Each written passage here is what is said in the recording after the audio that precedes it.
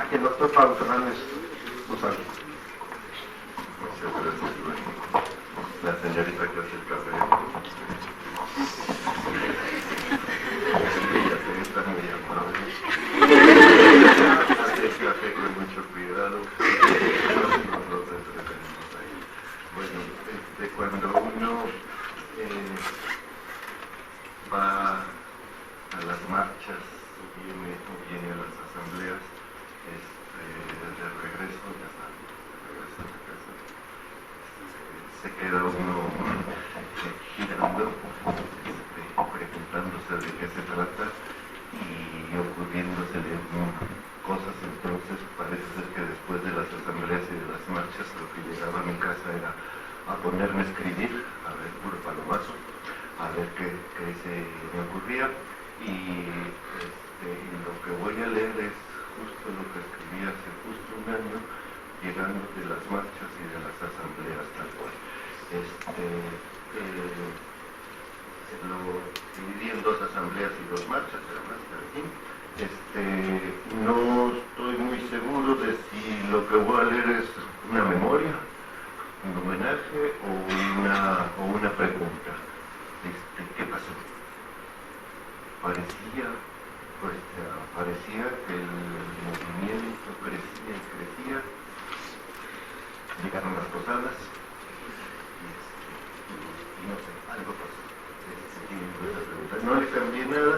Hay unas cosas que en rigor no sucedieron como uno esperaba, pero de todas maneras yo esperaba que el movimiento iba a durar más. 2, esperaba que las autoridades universitarias iban a poner más pesaditas, creo que no les dio tiempo. Y 3, pensé, fíjense que soy ingenuo, ¿verdad? Que el gobierno iba a tener alguna sensibilidad. Bueno, entonces ¿primera asamblea o para qué sirven los profesores? El punto no es si se está de acuerdo con los movimientos estudiantiles, paros, asambleas, marchas y demás, ni tampoco con sus modos y tácticas. Aunque, por lo demás, la Facultad de Psicología ha probado consistentemente ser sensata y razonable a la hora de movilizarse. Nunca lo hace ni nada más por consigna ni nada más porque sí. Más bien es como si en momentos como estos, cuando nadie sabe qué es lo que hay que hacer, se pudiera voltear a ver qué es lo que está haciendo la Facultad de Psicología, porque siempre le atina. Pero el punto es que ellos son los estudiantes de uno y uno es el profesor de ellos. Y ya por eso uno debe acompañarlos. No acompañarlos en el sentido paternalista de que no se vayan a perder, sino en el de estar de su lado, y no porque necesiten compañía, sino para que el profesor pueda decidir del lado de quién está. Lo cual no quiere decir del lado de la opinión de quién, porque puede tener opinión distinta y no obstante acompañar, sino si del lado de las autoridades, que suelen tener intereses, o del lado de sus alumnos, que suelen tener interés pero no intereses. Los profesores a veces nos quejamos de nuestros alumnos, que no atienden, que no pelan, que no entienden o lo que sea, o que no le creen a uno lo que dicen. Pero ¿por qué un estudiante le va a creer a sus profesores en clase si estos ignoran, descalifican o incluso desprecian lo que a los estudiantes les importa? Es difícil pedirles que les interese la clase si a uno no le interesa su asamblea. Esto no es una crítica a nadie, aunque puede que sí sea una moralina. Me sale lo moralista. Las razones por las cuales los profesores no están donde van sus alumnos pueden ser varias. Puede ser porque honestamente están en completo desacuerdo. Puede ser que se sienten incómodos en una marcha, medio ridículos, que se cansen pronto, que quieran hacer otras cosas, que la verdad no entienden de qué se trata, etc. Todas las razones son válidas desde el momento en que uno admita que las razones de los estudiantes, sean las que sean, también son válidas. Porque no se trata de entender ni de estar de acuerdo, sino de estar de su lado, y avisarle a quien quiera saber de qué lado se está.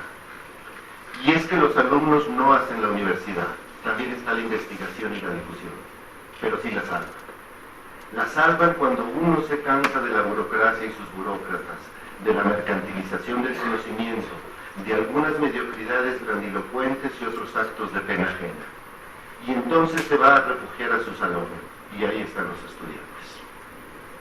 Primera marcha o el asco de todos. Aunque se use de consigna, el asunto no es otra vez otro número de muertos y desaparecidos.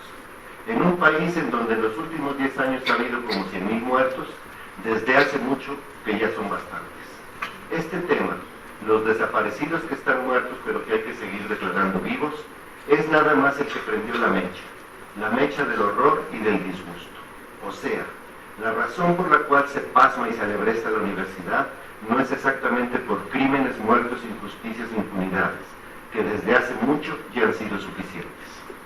La razón es otra, y es que, como gota que derrama el vaso, como salto cualitativo, como la marca de un hasta aquí, la cuestión se transforma y ya no consiste en llevar la cuenta de los muertos y las mentiras, que desde hace mucho ya son demasiados, sino que se trata de algo sin cantidades ni contabilizaciones, de una pura cualidad anímica. De repente lo que ha dado es asco. La realidad de este país no se volvió injusta, eso lo ha sido desde hace mucho, sino disgustante. Es decir, que ya no importa mucho qué sea lo que haya sido, pero causa repulsión, repugnancia, como inducción al vómito o como si uno ya no quisiera estar aquí. Es el asco por lo podrido, y frente a eso ya nadie quiere que le expliquen las causas, ni que le digan las soluciones, ni las tonterías de todo el peso de la ley y se encontrarán los culpables. Porque esto que se hizo notorio en estos tiempos, si falta hiciera, si hace falta, es que aquí no hay una crisis económica, una ingobernabilidad política, un conflicto social, sino que lo que hay es putrefacción moral. Lo moral, lo ético, no tiene ni usa las explicaciones que dan los políticos ni los analistas. Porque el asco ya no quiere explicaciones, quiere vomitar. Perdón por la poca alegre metáfora que necesita Kleenex y jerga. Pero eso es lo que se está haciendo cuando paran las facultades y se sale a marchar a las calles.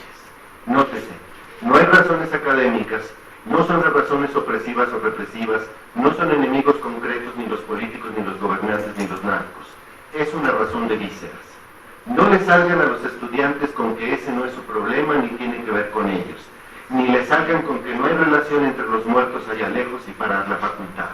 Porque nótese también, las universidades, a pesar de tanto mercantilismo de la educación y de tanto neoliberalismo en PowerPoint, todavía parecen ser el lugar en donde está la conciencia de la sociedad, donde sus gentes, sus alumnos, todavía pueden efectivamente capacitarse para un trabajo, pero todavía son capaces de sentir repugnancia, de asquearse por cuestiones morales y sociales. A lo que salen a la calle es a que se enteren todos que la repugnancia ya les llegó a la garganta. Esos son los gritos que van del 1 al 43. Parece que solo los jóvenes universitarios pueden hacer esto. Para algo sirve la educación. Sorprendentemente, el año pasado, el Colmex, que no había marchado desde 1968, salió a marchar. Eso era ya inusitado. Creo que hasta en la Universidad Panamericana estaba. Le dan lo que pensar. Las autoridades universitarias no pueden no estar de acuerdo, si no, no serían universitarias ni serían autoridad de nada, porque la de una universidad es siempre una autoridad moral. Así que, en vez de ver estos movimientos como una alteración de las actividades de las que están encargadas de hacer que funcionen bien, se les podría, toda vez que no son solo funcionarios y administradores, sino también académicos, solicitar, recordar, proponer que se pongan del lado de sus estudiantes.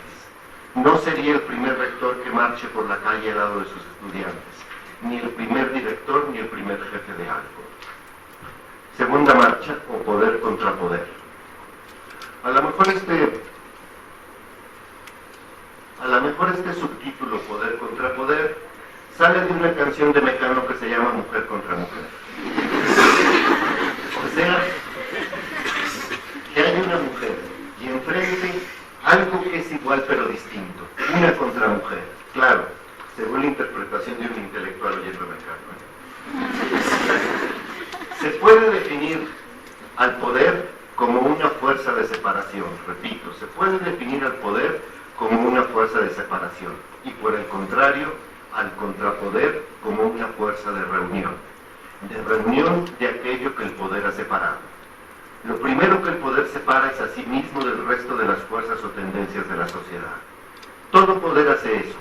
Crea una distancia de sí mismo con respecto a aquello contra lo que se va a ejercer. El gobierno se separa de la gente, lo masculino se separa de lo femenino. De esta manera, por ejemplo, en la Ilustración durante el siglo XVIII, se separa una racionalidad instrumental que persigue fines de una racionalidad afectiva, y separa la ganancia de la ética, lo cual ha de ser muy bueno para la ganancia, pero muy grave para la ética. Pero no por el hecho de que sale perdiendo, sino porque se empieza a establecer la idea peregrina que llegó para quedarse, de que entonces las ciencias morales, como las llamaban los ingleses, o la ética, debe ser algo ajeno a la práctica y las conveniencias y a la misma supervivencia, que entonces es solo la supervivencia del más apto. Es decir, que efectivamente la solidaridad y el cuidado y otras cosas quedan opuestas a lo práctico y lo útil. En efecto, lo que separa el poder en última instancia es al poder de su contrapoder. Puede que lo de Mecano sea chiste, pero de repente puede que no. Porque esa frase significaría que siempre hay que incluir a lo otro, hombre contra hombre, gente contra gente, cada uno como lo distinto similar, como lo opuesto incluido, incluyente, inclusivo de lo otro, donde lo otro es también parte de uno mismo, y uno mismo es parte de su opuesto. Por lo que entonces ya no debe criticarlo tanto, mucho menos eliminarlo. El contrapoder, en efecto, es parte del poder, y el poder es parte del contrapoder, como lo dijo Foucault al final de su vida, y por lo tanto uno necesita al otro. El contrapoder es pues un poder que se opone al poder, un poder que se opone... Todo esto se me ocurrió en el metro,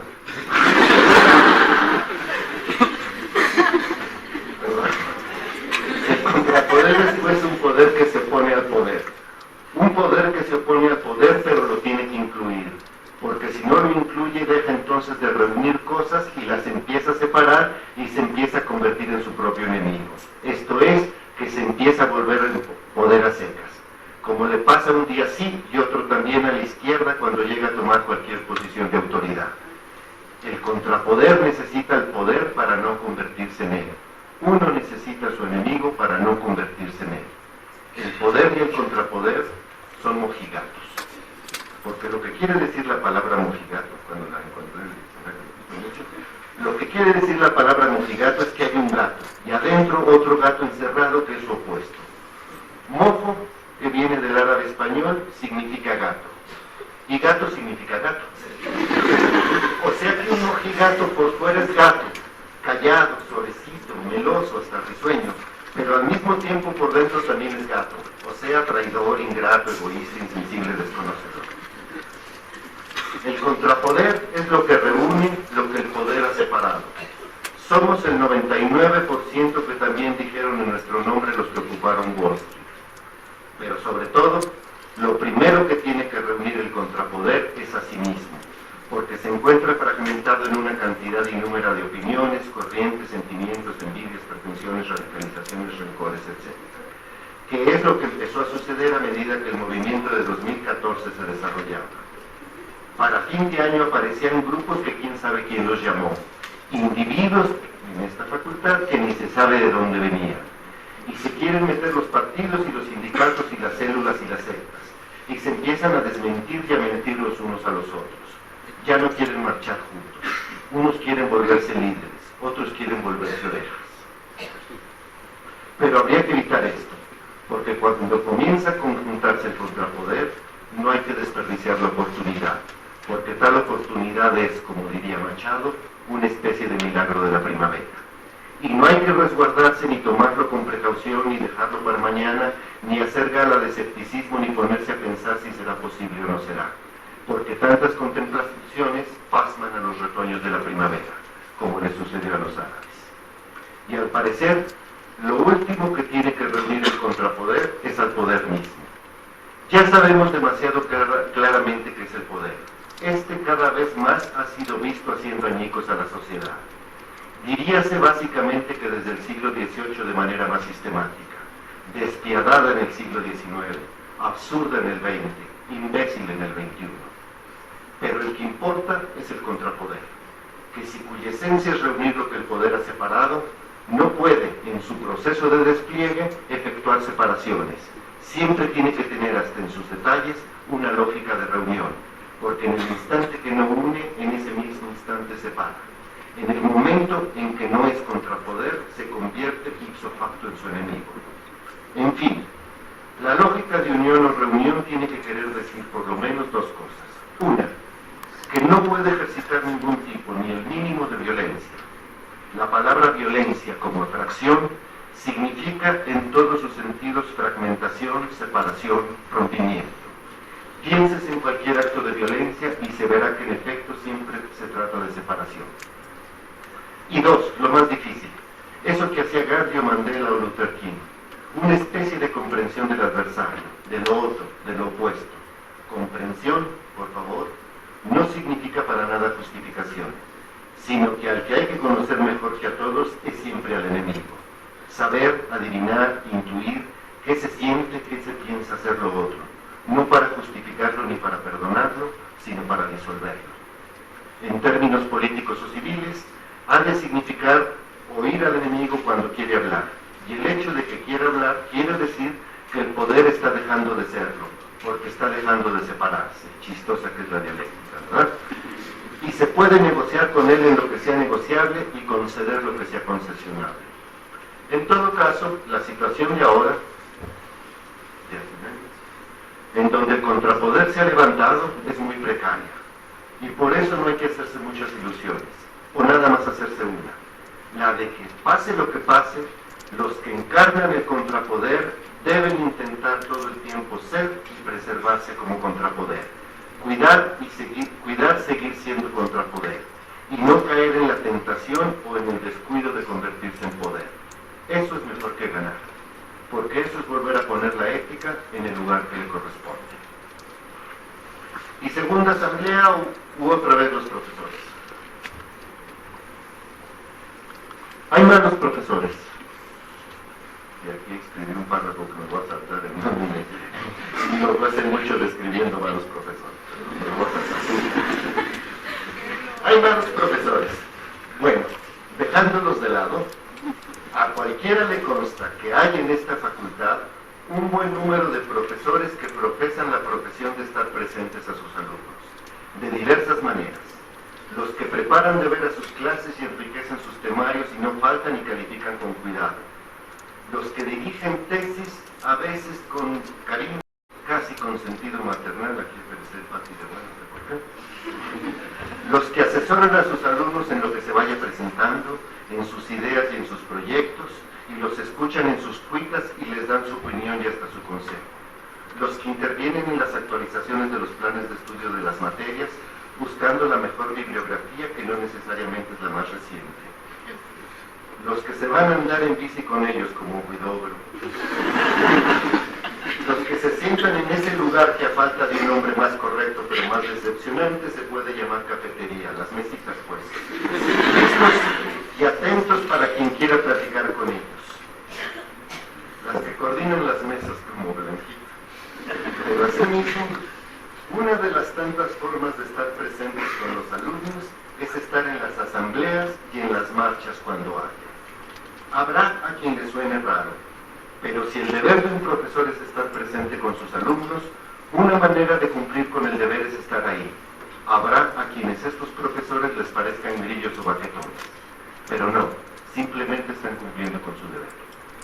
Y como ya se dijo al principio, eso de estar de acuerdo o en desacuerdo es secundario, y además el acuerdo y el desacuerdo se complementan, porque uno puede opinar a título personal que los alumnos tienen la razón de fondo aunque no la tengan de superficie.